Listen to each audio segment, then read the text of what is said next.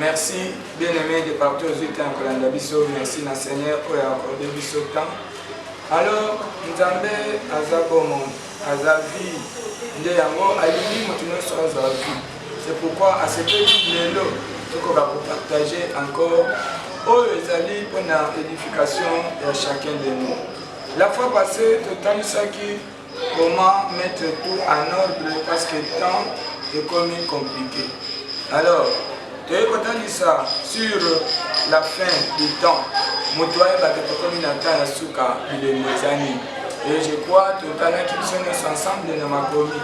Alors, les lots, tu m'as encore pour la sur rétablissement des étoiles. Rétablissement des étoiles. Alors, avant tout, tu s'embellis. Merci Yesu pour la faveur au Bessibiso. Merci Mokeli pour l'occasion madame. Merci Mokengeli parce que vous vendez du colo peut-être battu là. Na recommandé nyonso na maboko na yo. Eta la biso balobi. Eta la bayoki. Tout le monde a Kolanda biso de partout. Seigneur, maloba ol influencé parce que za malobe uti na yo nzambe na idi na bana. Monana na yo petombama na kombo na Yesu. Amen. Merci. Bien-aimés, toujours parler de l'eau sur rétablissement des étoiles. Rétablissement des étoiles, tant que le rétablissement, veut dire, dans la phrase, tu as un démon, tu as expliquer. Ce qui t'expliquait, des psychologues, na décortiquer. Tout le monde a rétablissement, c'est un nom, pour les autres, un verbe rétablir. Rétablir qui signifie remettre, c'est que je expliqué selon la Bible. C'est quoi rétablissement selon la Bible? Selon la Bible, rétablissement, ils allaient juste remettre une personne ou une chose à son état normal. C'est que à son vrai état. Alors, tant que tu as rétablir, remettre une personne à son vrai état, c'est-à-dire on fait allusion à une personne qui avait état mokoboye, mais à un moment donné, état n'a échangé. Alors, échanger comment? Et ça n'a pas méthode de mêler pour changer état. Yango lelo, tozozongela pona kolobela yango. Il faut mutunyoso oyo makambunaye esi ebebaki.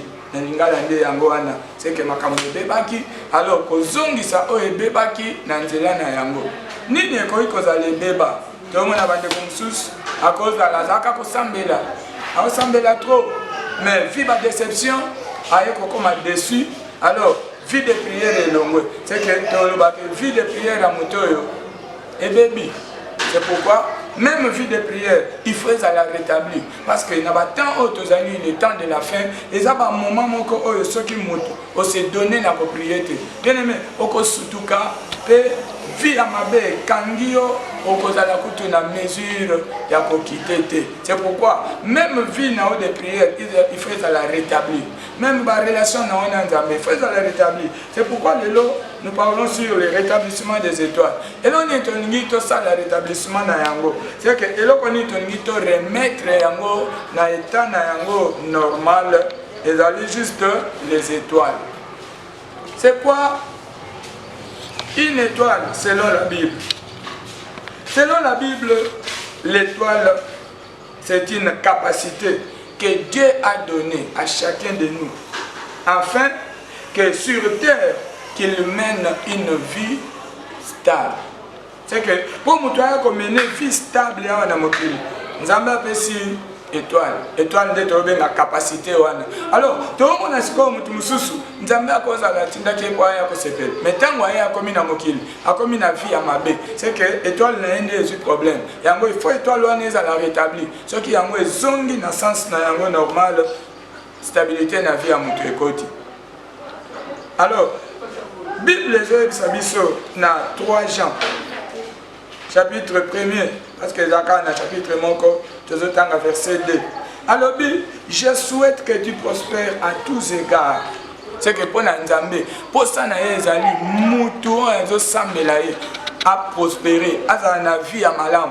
C'est que eloko nyonso zo proposer ko sala, il faut simba pe salima. Alors, yango siko tozo ya kotala ke bande ko mususu parce que awa to kota na Bible parce qu'il arrive que mutu azala ko croire peut-être que akozala na vie à malam, mais surtout qui brisque ma vie et baby. Qu'est-ce qui a fait ça? C'est que étoile na ende et perdre crédibilité na yango. C'est pourquoi naïbisaka toujours tant aux dans des émissions détachées les émissions à bofungwami tant aux dans yango zala na stylo wana ils permettre aux oies ba verset biblique parce que yango la parole de Dieu yango de créer kanyos so zana yango déjà Bible yo zana yango ko na obanda kotanga pe ekomema yo na kokota na ko arranger makambo peut-être baby na vie. C'est pourquoi émission ezali détaché les chaîne na yo ezali la joie du ciel TV eza TV na yo pour ozwa enseignement oyo ko changer vie na yo eza TV na yo ozwa pe ba information oyo ko komema yo na makambo minene na vie. Alors s'abonner ningo zo mona ka okoti mbala moko wana avant banda kolanda biso s'abonner déjà pour à tout moment ceux qui to kotisi émission mususu mbala moko okozala na yango en ligne c'est que s'abonner au mona na kwa wana ba komi s'abonner soko fini kaka na s'abonner wana au mona ngonga ebimi na ngonga wana pe obeti encore na ngonga pour dire que à tout moment ceux qui to kotisi émission yo ko banda kolanda biso yango na olo baki lelo tozo parler sur rétablissement des étoiles. Tu expliquer c'est quoi rétablissement. Les autres en verbe rétablir. Alors tu peux expliquer per étoile selon la Bible. C'est quoi une étoile? Alors lelo tozo na verset tozo kende kotanga Esaïe chapitre 13 tozo tanga verset 10.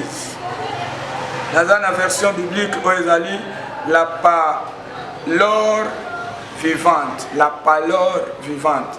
La parole vivante est la version au cause de Louis II, au cause de Darby, ainsi de suite. Et là, on attend la parole. Bible le bin les étoiles du ciel et les groupes d'étoiles ne répandront plus leur lumière. Dès son lever, le soleil sera sombre et la lune ne brillera plus. Alors, vous comprenez, vous identifier des sortes d'étoiles. Les étoiles du ciel. Vous tombez mis sur comment on a mis d'autres. Il y a des étoiles du ciel. Alors, vous allez na deuxième, alors, et les groupes des étoiles. C'est que étoiles, ils allaient en groupe, ils allaient oyo mutu ayaki nango mutu kati na mokili po oya ko vivre stabilité nzambe a organisaki ba étoile wana yango nde ekoya ko rendre yo vie na yo ezala stable ozala capable et osala makambo oyo oza na yango besoin. Mais ozoyoka Bible ezoloba ke ba groupe ya ba étoile wana eko perdre de lumière na yango. C'est pourquoi, quand vous avez déjà tout le rétablir, c'est que ça signifie que bah étoile est perdue qui va lumière na yango makambo baby. C'est que nous sommes sur la super bébé. Il y a un problème na étoile na yo. Alors tu vois que mutu nyonso azana cette étoile. Na cette étoile wana ozoyoka. Nani azolo ba que il faut ba étoile perdre ba lumière na yango. Nde ozokotana Esaïe chapitre 14 tozotanga verset 13. Esaïe chapitre 14, le verset 13. La Bible nous dit, tu pensais, je monterai jusqu'au ciel. Je dresserai mon siège royal au-dessus des étoiles de Dieu. Je m'installerai sur la montagne où les dieux se réunissent à l'extrême nord. Ozolanda amaloba ya diable. Alobi il faut amata. Likolo ya ba étoile ya Nzambe. C'est que tant Nzambe apesi mutu 7 étoiles. Diable pe aolinga sikoyo amata likolo ya 7 étoiles wana po abanda ko imposer étoile nyonso et vivre le contraire ya o Nzambe abongisi. Yoka mission ya diable. Justement kaka yango wana. C'est pourquoi ozomona mutu soki azana bien. Diable ya ko imposer mal. Mutu soki azali peut-être na bénédiction, diable a imposé malédiction. Alors, ce sont des choses qu'il faut tirer beaucoup attention. Mutu cause alozo sambela. Mais peut-être au monde a besoin marcher problème est dans Nzambete. parce que les lots, tu as toujours Nathan au bateau. Bazo kota ce qu'on apostasie. Apostasie est une méthode de belé. C'est que éco pousser yo à travers et là mon cause na mona motema. Ozo prier, solution zo mona naté. Apostasie est quand tu perdre foi. Obi ah c'est que Nzambe ango azate. Oh, le problème n'est pas que Nzambe azate. Nzambe azali, mais tu n'as pas tenu compte ya koyeba ke mutu akoki pe kozala na ba étoile pe perdre éclairage na yango. Ndozo yo kawana diable a monter au-dessus des étoiles de Dieu. C'est que il faut imposer loi contraire na mutu au kanisa. C'est que au mona mutu a sali ba démarche on a qui le poto. A surtout qui peut a commis na poto comment problème a ozo mukanda complication. Comment problème ya esengo complication. C'est que le problème a wa que diable a mati a bundisi étoile na yo. C'est pourquoi Moutoyo étoile commis son. Alors qu'on s'en sortir te vininia mena. Pour comprendre que n'engenaza ah étoile nanga déjà ekoti molili. Alors émission na bien détaché les. Et ça juste pour fungola mutaza okangama. Nengola na biso na c'est que faveur ya Nzambe et yepo au mona bolamu. Alors, bolamu ya Nzambe ekouta à travers connaissance. Ce qui os enseigné te okobanda kokufa kana droit na yo. Ne to mona ka mutu mususu. À côté de prison, prison wana zane na raison, mais à sambi mabe, ayebi droit na yete. À côté prison, nde batu musuba onyo kwa mawa. Oza mutu akonyo kwa mate. Mais parce que oyebi, oza na connaissance biblique te, pe ozokota na konyo kwa. Nde ozomona Jérémie chapitre 15 verset 18. Yo kandenge Bible 15-18 à l'objet, ma souffrance est sans fin. Pourquoi? C'est que ndeko ensemble là, à prier de toute façon, mais à comprendre que souffrance est aussi la tête. Souffrance n'est aussi la tête pour nani. Ma blessure ne peut pas être guérie. Elle ne veut pas se fermer. Pourquoi donc? Vraiment, tu es devenu pour moi comme un roseau, tantôt plein d'eau, tantôt sec. Yoka méthode ya moto. C'est que ozola nanga ozala mwana na Nzambe. Peut-être ozala ka mwana na Nzambe. Dans msupe ozala mwana na Nzambe. Mais à cause ya ko prier solution ezomona na te. Okoki kokota Nzambe doute. Parce que ndeko déjà ndenge te otanga wana ozo comprendre que a komi na niveau kokota Nzambe doute. Ah tu na Nzambe ke siko yo komi pa nanga lokola source moko ya air moko ma ezali emsuma ezangi. Non, le problème n'est pas que Nzambe ndi a komi bongo, mais le problème est que yonde ozo koka ko comprendre te évolution ya étoile na yo. Tant sous diable asi amataki déjà alongoli lumière na étoile na yo. Ndi ozo sala makambo ezo échoué. Ozo sala makambo ezo échoué. Alors yoka muto étoile komi na molili maloba na ndenge koma. Alors bi pona ni passe na ngé esila te. C'est que bando bandi dossier wana. Ti suite ezate. O mona mutu. Banda ki histoire na ye yakobal. Ti 20 ans 30 ans et simbate. Mutu banda ki ba démarche ya mikanda. Peut-être à longue père a commis déjà namboka mundele mais akobata mabata makaka. 20 ans 30 ans et simbate. Le problème est que vérifier d'abord étoile na yo. Muto yo étoile c'est comme molili aviva kasko makambo ya bongo. C'est que ye a comme mutu ya makambo nyonso azosala. Il faut échouer. Makambo nyonso azosala. Il faut échouer pe ememaye na kolela lela. Or Nzambe tozo sambela alobi ba oyaye ba omona bolamu ndi yango aprevaya ki ba étoile pa na mutu ozo sambela bolamu ezate faire attention ko déplacer langage te parce que comme na niveau te ya ko qualifier Nzambe que akosaka salaka te Nzambe akosaka te Nzambe so alobi ako bénir yo mais le diable peut intervenir entre ta bénédiction et toi katikati wana diable a s'interposer akoki ko tombola contraire na Nzambe a lobby et que yo moko za vigilante pour na ko travailler na yango osutu kapé vie ko beba ndio mona peut-être ba mususu banda komi na histoire ti solution ezate yo kande ko a lobby solution ezate pota na yezo silate na éviter peut-être cause na même kana ye tam su dossier moko bando banda yango solution ezate histoire wana c'est problème juste kaka na ba étoile yango tokota un peu énumérer ba étoile muto azalaka na yango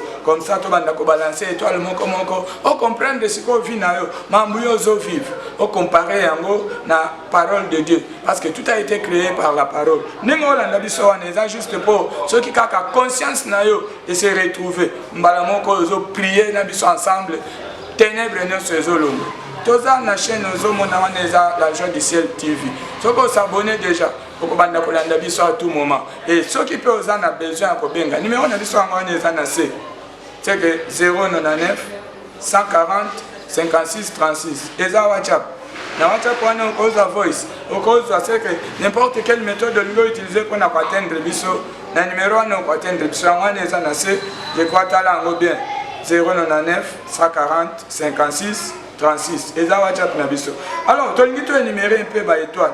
Combien d'étoiles on a mis moto aya nango na mokili? Chacun de nous a au moins 7 étoiles. Ndi aya ki nango na mokili awa. Étoile wana eza po ndengo ye o mener vie stable. O souffrir te parce que na projet ya Nzambe souffrance ezalaki te. Souffrance est un domaine ya diable et il faut s'interposer likolo ya parole de Dieu parce que dans verset total kotanga na Esaïe ozoyo ka diable azolo bani alors je monterai jusqu'au dessus c'est que alingi amata likolo ya étoile ya Nzambe c'est que azipa étoile ya Nzambe a imposer oyaye or diable azana pona ko imposer souffrance Nzambe aza pona ko imposer bonheur c'est que ndingo zolanda nga wana oza na vie ya passe ya oza déjà dessus. Nazo pesa yo courage parce qu'avec Dieu ensemble il y a des exploits et Nzambe oyo akosa l'exploit na vie na yo eza tango yo zolanda ye ozo yo kaye a okota na vie na op a changer vie alors avant mutaya na moki déjà Nzambe apesa ki biso 7 étoiles dans le bien 7 5 plus 2 nde tozo kota na ko détailler étoile ya liboso ozo kota na Bible toza mkanda na Genèse le chapitre 2. Genèse chapitre 2, le verset 18. La Bible nous dit ceci. Le Seigneur Dieu dit, pour l'homme, il n'est pas bon d'être seul. Je vais lui faire une aide qui lui convienne parfaitement. Ah, version très claire. Alors, il faut aide. Convenir parfaitement. La version il n'est pas bon que l'homme soit seul. C'est que Dieu a instauré mariage. Des premières étoiles. À partir du mariage, vie ekoki ko beba complètement. À partir du mariage, vie ekoki ko bonga totalement. C'est que ceux qui kaka na mariage na yo osali choix ya mabe. Choix ya mabe veut dire quoi? Veut dire oye ko s'accoupler na muto déjà étoile na ye lumière ici là. Parce que étoile ya mariage ici la capelle lumière. Na ko pas talisayo comment on peut comprendre que étoile na mariage na ga lumière ici. C'est possible qu'on comprendre yango kaka na enseignement parce que enseignement de yango est un domaine ya mona Nzambe. Alobi, il n'est pas bon que l'homme soit seul. C'est que les lonenge tozana mokilo ata Nzambe moko amona ki ke bongi muto azala ye moko te. C'est que tangu muto ako kisa age ya kobala. Yaya Nzambe asala kite ke muto ko kisi age ya kobala obanda konyoka makoluka luka mwasi koluka mobali. Non, il suffit kaka 1 minute ya accomplissement ya age non ya kobala. D'office, moi 6 fois mon âme. Alors, ce qui peut empêcher le mariage, c'est quoi? C'est la dot. C'est pourquoi nous disons que mariage est allé poser sur la dot. Quand il n'y a pas de dot, il n'y a pas de mariage. Alors, ceux qui déjà étoilent au mariage et perdent la lumière dans yango, possibilité de bosso mutakuta na nango ezali incompétence ya kosimba mbongo ya dot. C'est que mutakoma déjà na posa akobala akomona na pena mwasi mais pour abala nde kozala problème ndo mona peut-être mutu mobali en tout cas on a ngapenda na mobali na dutakango mobali azana mbongo abala te ah non fuyeye atana ba poche fuyeye atana nzoto mubimba yaye okokuta soit mami wataza parce que ce n'est pas normal. Mobali oza déjà na mbongo. Yebisanga. O kuna lobi moyen ba les ate pour mbongo eza. Yo oza na mbongo.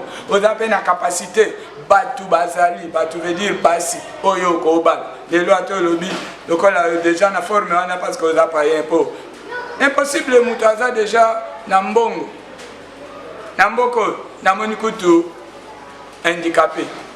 Na moni kutu c'est que mutu na okoka kopesa sens na été mais le quoi aza na mbongo abali. Ah, libala kutu ekipa sute. Na kanti bomona ki de komona mona ki na TV soki grand P. Mutu amukuse mais abali tala engambe ya mwasi. Mwasi oyo ya Hollanda na grand P ya Hollanda ni. Hollanda ne mbongo. Bon yo za na mbongo. Pe olobi otuli mobali atulaka te. Yo réellement problème na yo. Il faut te fouiller en bien. Ozangi mwasi ya butute. Ozangi pe mwasi ya butu na ndenge ya butute mais mami watapenande yake okenda kape okutani naye. Alors nzambe ye moko alobi il n'est pas bon que l'homme soit seul. Tangu yo mutu okoya koloba ke non na obala te po nzambe ebisinga na onabala te. Ah, tina age wana nzambe ngo ozelelo nini po Adam combien de jours asalaki po nzambe alukele mwasi. Bon yo siko nzambe aolukela yo combien de jours po azelo mwasi. Les problèmes ils ont des bons la motema parce que aux a un problème moko spirituel oh yo moko oza conscient. Alors c'est le mariage yango eza étoile ya liboso na vie ya mutu. Alors ndo moni alobi il n'est pas bon que l'homme soit seul. C'est pourquoi étoile ya liboso eza mariage. C'est que mariage diable ce qui a bien attaqué yango aomata au-dessus na yango. C'est que alongo l'éclairage na yango. Ce que alongo lika lumière na mariage mbala moko complication et kobanda. C'est pourquoi tu le vois que pour na ko détailler comment mutu akoyeba ke na eu déjà complication na niveau ya mariage n'étoile na mariage c'est que lumière esili okobanda ko vivre makambo to kotanga. Nde yango to le vois qui notez bien on ne peut pas parler du mariage sans la dot. C'est que mariage est la dot. Alors, pour que lumière na mariage na yo esili, okokisa age ya kobala, ibale yo yate. Ibale ko ya nango c'est que mwasi to mobali amonani, mais mbongo nde okokisa dot ba osenga et ozalate. C'est pourquoi à ce moment-là déjà, on comprend que mariage nanga ezui problème étoile nango elongwe. Deuxième possibilité, oko surtout kape mbongo ya dot yango mutu aza na dot mais asepeli na mariage yango te c'est que abali mwasi yango kota na ndako lobi baswani fin de compte divorce peut intervenir. C'est que ba divorce eza pe ba significatif oyela kisake étoile ya mariage ya moto et c'est perdre déjà lumière na yango. Yango tozo kende pe ko énumérer quelques points ya mutu koyeba ke étoile nanga ya mariage et c'est perdre lumière na yango. Signe ya liboso. L'homme à l'âge de se marier mais a eu complication à niveau à dot. Au commis déjà na âge ya kobal mais dot est mon anate. C'est que madame ko ekola kisao que mariage na yo et perdre lumière na yango. Nengo landa biso soki oza na position ya bongo. Ne vous inquiétez pas. Benga biso parce que nzambe oya lobito détaché ayebi que faire pour na yo solution ekozala. Ne vous inquiétez pas. Nzambe oyo kaka avandi likolo pour na yo. C'est que tant omoni okomi déjà na âge ya kobala oza mwana mobali. Mbongo ezomona na te po obala.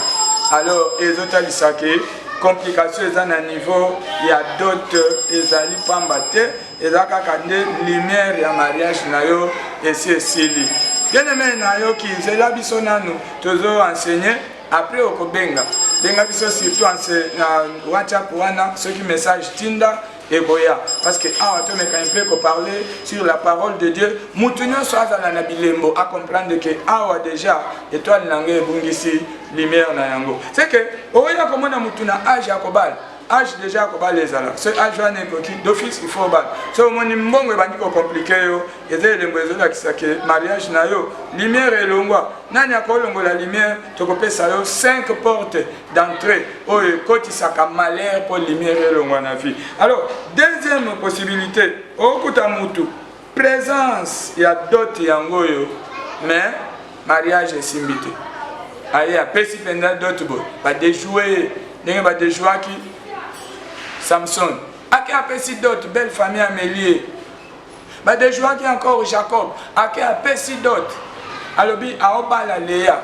na butu boy bamemele femme moko de nuit akendeki abala Rachel na surtout ki akomi na Léa wana akomaki na ye na butu ye moko aye ko tenir compte nango kaka na tongo asutuka boye eza Rachel te. Oh mais papa napesaki dote mpo na Rachel. Ah mais bon zoa kaka Léa problème te. Non, fin de compte a perdre position na ye azalaki na yango c'est que akendeki abala mwasi moko aye kosutuka akomi na kati yaya eza na complication bien aimé ozobenga pardon expliquer voilà merci limbisa biso nanu toza na kati ya masolo il faut gloire na Nzambe ekota. Alors nazo senga epa na yo ozolanda biso nayebi ke napesaki déjà numéro yango wana mpe ezocircule c'est que 099 140 56 36 namoni awo eza maapolina ye ozobenga nalobi stoppe nanu tosilisa nanu kote.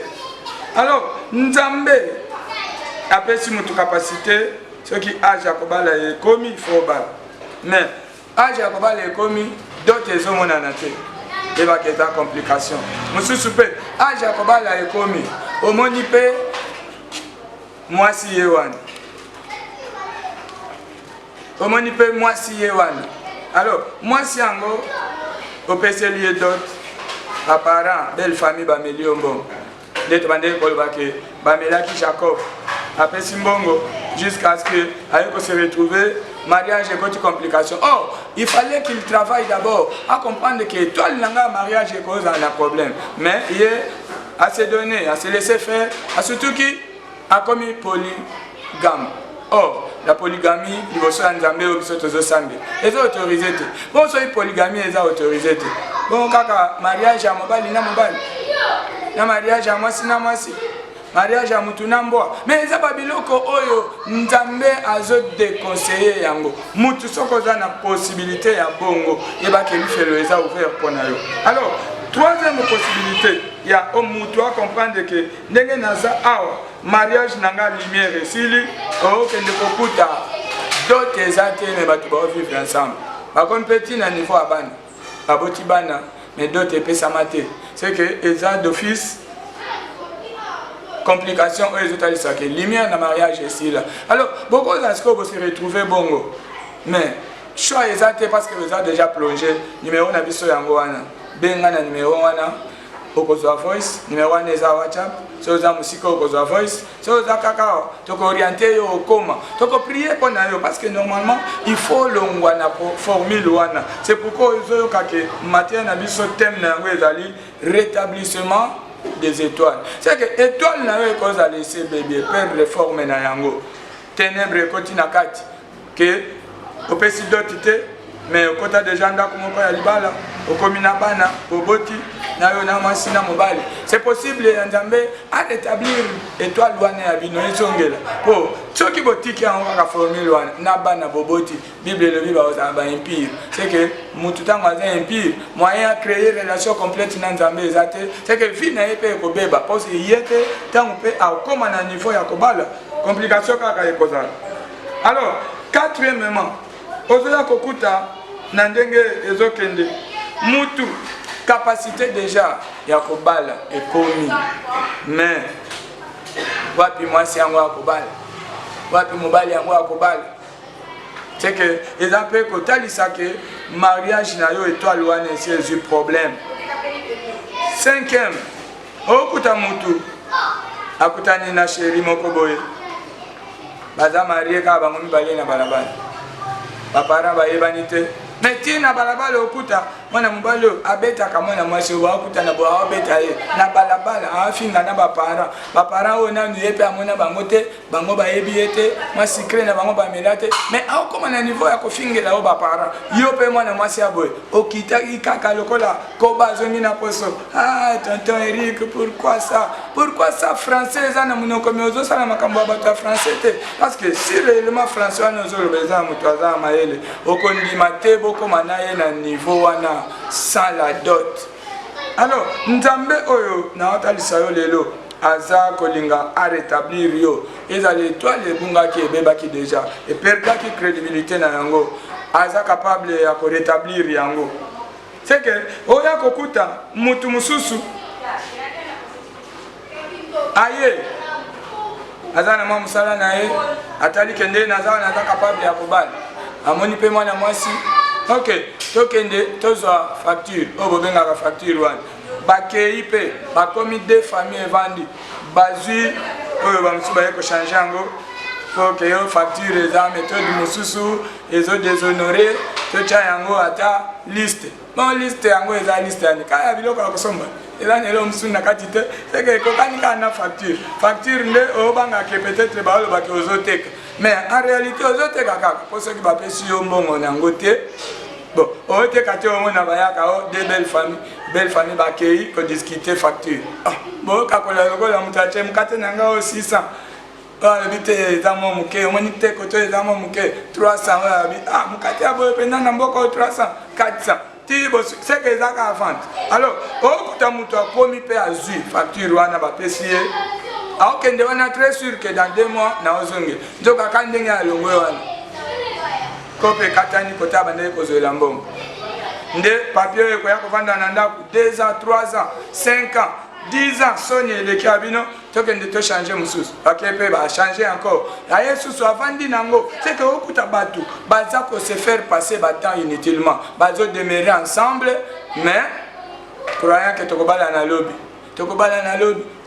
lobi eza juste kosignifie ke problème eza nde étoile na yo ya mariage esi ekoti complication alors ndenge yo ozolanda biso parce que eza tellement ebele tokota na koenumere moko te mais yo moko déjà ndenge oza wana tala mariage na yo soki absence ya dot eza ata bosi bokomi na bana yebaki eza mariage te parce que étoile wana eperda déjà lumière na yango oza na devoir ya kobenga biso na numéro wana voice ekosalema soki oza libanda ya mboka oza na kati ya mboka tokoriente yo okokoma bisika tozali service moko ekosalema de façon que nzambe ayokela yo mawa arétablir étoile na yo wana mariage na yo ekoma normal c'est que bisika nyonso dot eza te yebake mariage eza te ozovivre na mutu yaka tovanda yebake eza na esengo epa na nzambe te soki oza mwana na nzambe yebake pasi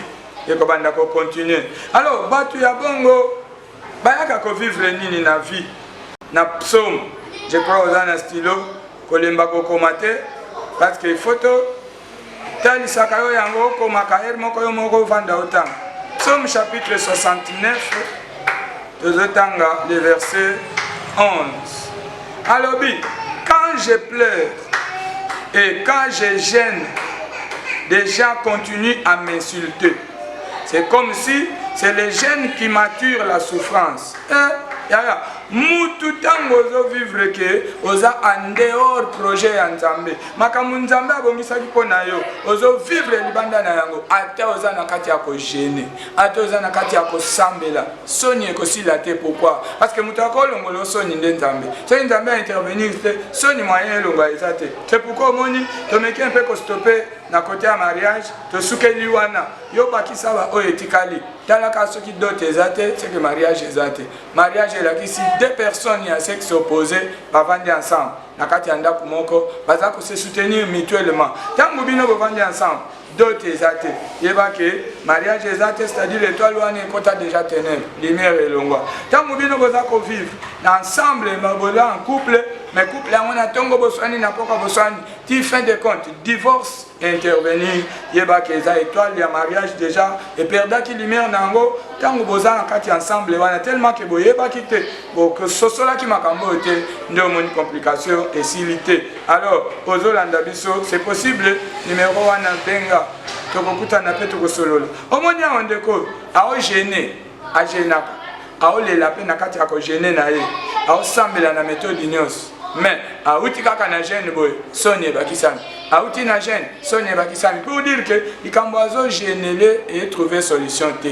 C'est-à-dire ceux qui peut-être oza na mariage oyo nanu dote epesama te yebaka ezali mpe point principal oyo ekoki kobloke bapriere na yo eza point principal oyo ekoki kosala ke ozosambela ekoma te parce que oza déjà voilé na ténèbre Satan est assis à bloquer. Alors, tu continues la deuxième étoile, tu peux expliquer prochainement. Deuxième étoile, c'est l'étoile du travail. Nzambe apesaki mutu capacité à travailler pendant que koya na mokili ozala stable soki kaka lumière ya travail elongwe ndio mona mutu abandi kotambola musala emona na ate musupe akotambola azu musala ngwe ko sepelisa ete asali era salaire ba ofuta ete asali ba futie asimbi pe mbongo bo mais aota lelo ko asali na mbongo ezate mbongo esili eza ba signe zo la kisake étoile no ya musala lumière elongwa okoluka pe o travailler ozo sala ba biloko moko mbongo mona obimi pe mais pour ça oyo lisosala et pour que ça mate surtout que tu maboko pamba c'est que problème les en étoile no ya travail et c'est perdre les lumières na yango étoile ya misato ezali ya élévation mutu o sala il faut tombama bible lobi opoza la tête opoza la mukila te c'est que escano soyo koma na musala escano kokende il faut za mutu il faut ba benga yo chef kotika la ka ko benga batu chef chaque jour te na muto ya yesima na yo oye ko continuer ko benga ka chef non ya kuti yo il faut quand même yo tike la place yo za la kiwana c'est que yo comme déjà otombwa 1000 colonnes mais ce qui étoile na yo o ya élévation lumière na yango elongwe c'est pour bana ko benga ka batu ba chef yo mutu ko benga ka chef na vie azate quatrième étoile eza ya commerce au mona mutu abimisa 30 000 à sombi akende koteka ayoko za 29 000 c'est que yeko koya na koya kaka ata yo kisango marchandise kuna eza recherché asombi yango na mbongo ebele tant kaka akoma kaka na ya yebo ya batu nyonso pe eyebi tula ekoti c'est que ezo yakisa que problème eza na étoile na wana ya commerce. Cinquième étoile eza étoile ya maternité ya kobota mutu fo abota kobota wana pe eza kobota na voie normale obali pe oboti mais tango zo bota en dehors mariage c'est que problème eza na étoile na ya maternité parce que ko compliqué bana wana oza na bango lobby vi na bango ekobeba le tout n'est pas de mettre au monde mais c'est surtout de mettre au monde les enfants qui seront capables ya ko pesa pe image ya malamu na mboka ya ko soutenir famille. Alors, tu vas expliquer avec le temps. Tu as une étoile, il y a 6e étoile, il y a une relation. Il faut avoir une relation, il y a une relation, au Kangamakaka, il y a mabe. Oyo kwa boutir na ilo côté na vie na yo des relations ekangami mais relation oyo ko ko sale la obola mo changer vie na yo et pas na yo melate ko katana c'est que étoile oyo eza na perdre déjà lumière na yango ndo mona mutu akoza la pe alongwa aki atana poto banda komi na poto nani akosunga ye amema ye na capacité moko ya eska akoza mukanda ko stable exacte c'est que azana relation te ba relation na ye nyonso et c'est perdre déjà éclairage na yango. 7e étoile pour na kosukisa parce que toloba ki eza 7 étoiles. 7e étoile toza na proverbe wana totangela yango parce que eza 7e étoile eza étoile la plus combattue yango na première étoile. Étoile ya mariage na étoile proverbe chapitre 3. Proverbe chapitre 3 le verset 9. C'est la 7e étoile. Bible lobby, honore le Seigneur ton Dieu en offrant ce que tu as. Donne-lui la première part de tes récoltes.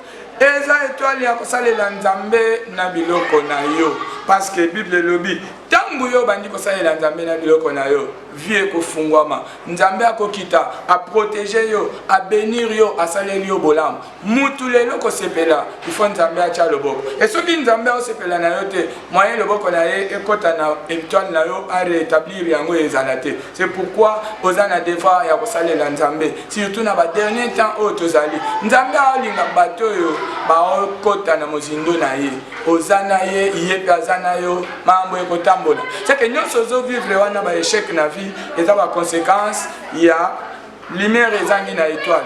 Alors to comme déjà ko chiter pour na kota lisa lumière comment ezanga na étoile et ko kozala peut-être lien ya famille porte ya liboso.